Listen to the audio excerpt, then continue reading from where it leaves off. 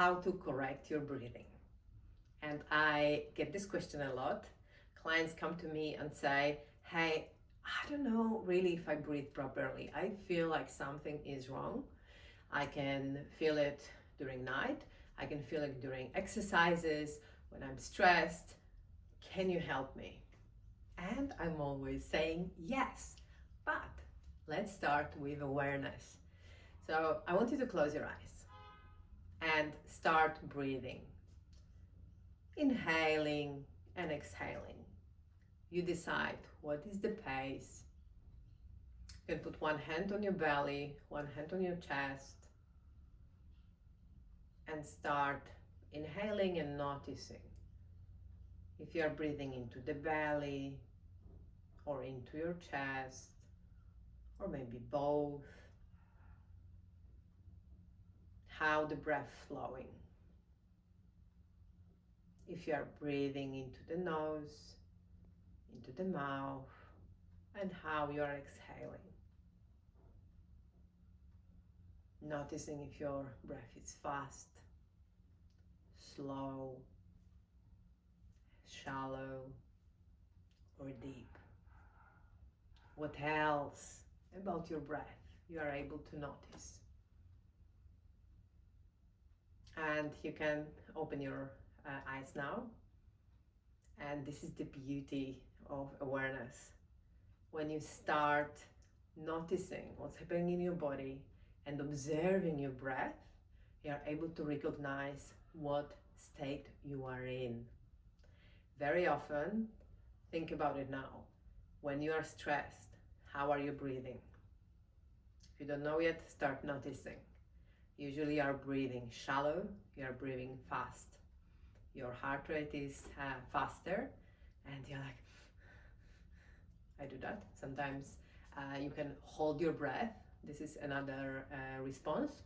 So start noticing, and when you notice, you can do a little reset. You are just breathing in and a sigh out. Letting your body, I'm safe.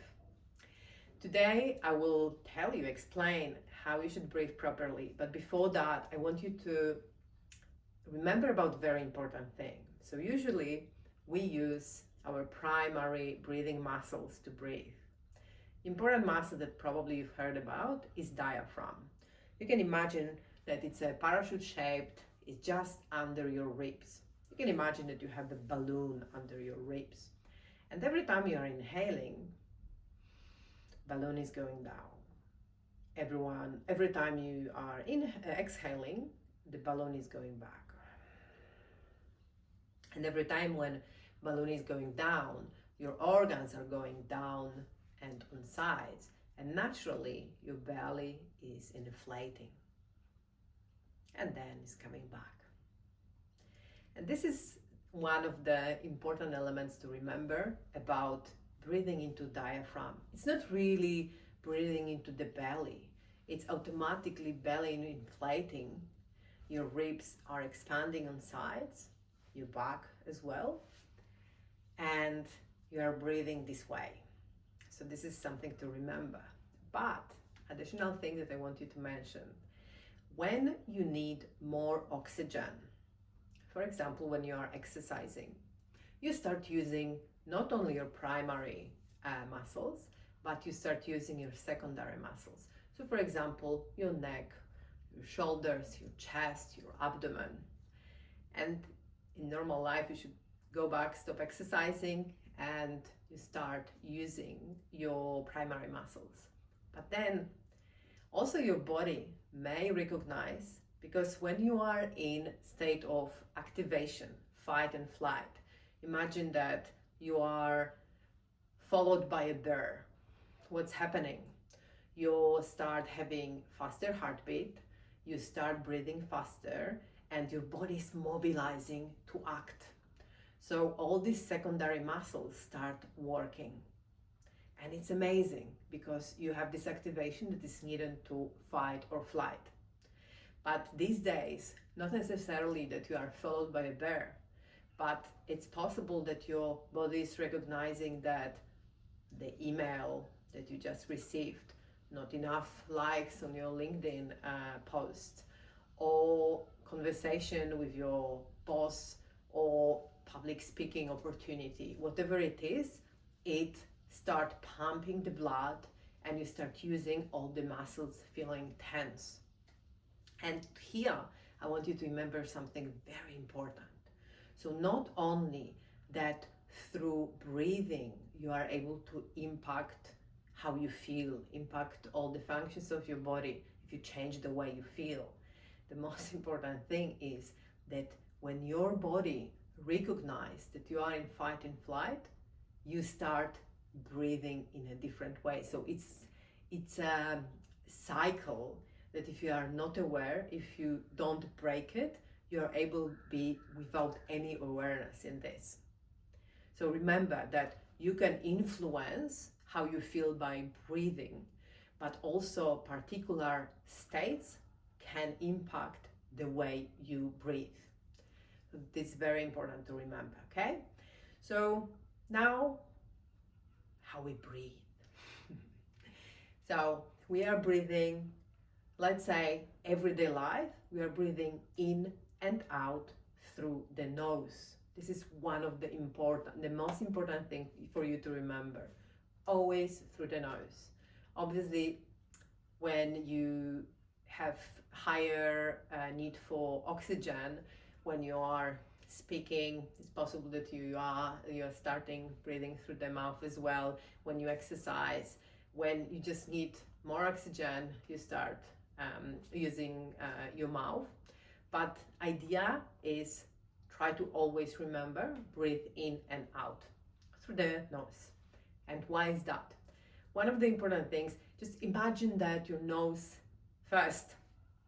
is designed to breathing through the nose, and mouth are designed for eating. Yeah?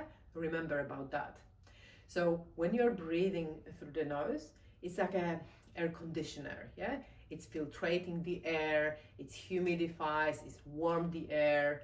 So also you have some filtration, and also the speed of the air coming to your airways is slower, not like through the breathing through the mouth. So this is very important. And additional thing, when you're breathing through the nose, there is a gas called nitric oxide, and it's super important for athletes, but in general it has antibacterial, antiviral properties, and it allows you to clear your airways and lungs from any bad stuff. And it allows to breathe more efficiently, improve the circulation, and better absorption of the oxygen into the cells, because the oxygen can flow through the body in the blood, but not necessarily goes to the cells. So this is one thing, in, out, through the nose. Second thing, diaphragm. Yeah, we remember to breathe into diaphragm. Third thing, we are breathing rhythmically. And for most people, it's breathing 10 to 14 times, 14 breaths per minute. You can improve it through different breathing exercises, but remember about that. And what you're trying to breathe just slowly and in a relaxed way. So there is no force. You are just breathing, inhaling and exhaling with relaxation. So I hope that you implement these changes. I will also explain in another video how people may breathe into the chest, into the belly. Can be reverse breathing, starting from the chest to the belly. Can people who stop breathing? There's so many ways how you can breathe. So I will tell you how to check how are you breathing. But I want you to remember that through the breath, you are able to impact your nervous system, the way you feel, and I will be sharing a lot of different practices that will allow you to change your state, shift how you feel using the breath. So I hope that you stay with me and share if it was helpful, and if you have any questions, I'm happy to answer and record more videos. Bye.